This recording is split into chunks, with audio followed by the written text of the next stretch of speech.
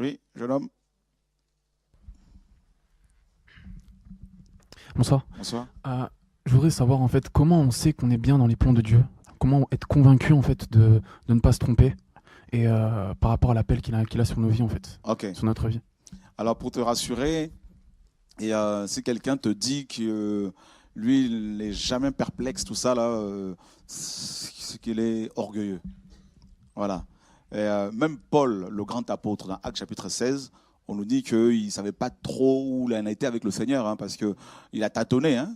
À un moment donné, il voulait aller en Asie mineure, tout ça. L'Esprit lui dit non. Il veut aller ailleurs encore. On lui dit non, tout ça. Et pendant la nuit, il va recevoir une vision.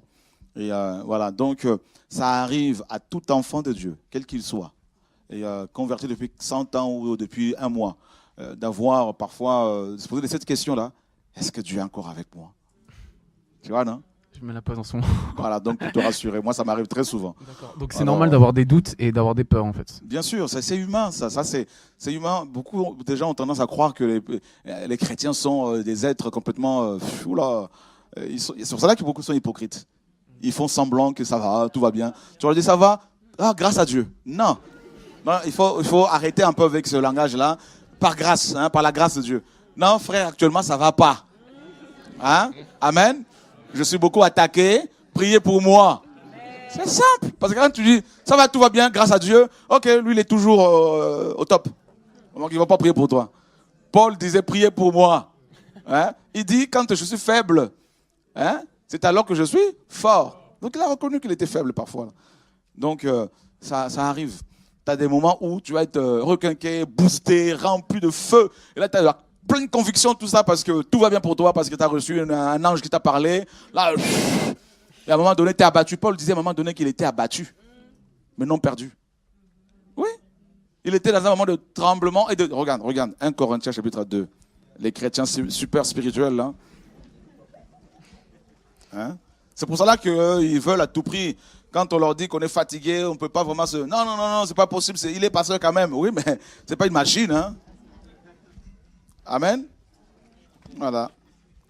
1 Corinthiens chapitre 2. Verset 1er. Pour moi, donc, mes frères, quand je suis venu chez vous, je ne suis pas venu avec des discours pompeux, remplis de la sagesse humaine, en vous annonçant le témoignage de Dieu.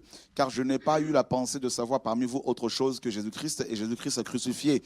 J'ai même été parmi vous dans la faiblesse, dans la crainte et dans un... Ah, le grand apôtre. Donc, je pense que tu es rassuré là. Gloire à Dieu, que Dieu soit béni. Amen. Voilà. J'aime bien ce passage-là parce que quand on tremble, là, on dit, voilà, tu vois, tu attends une nouvelle et tu trembles. Et les super chrétiens spirituels vont dire, oh, mais quand même, tu n'as plus foi en Dieu, tout ça. Appelle le frère Chora, laisse-le lui aussi tremble.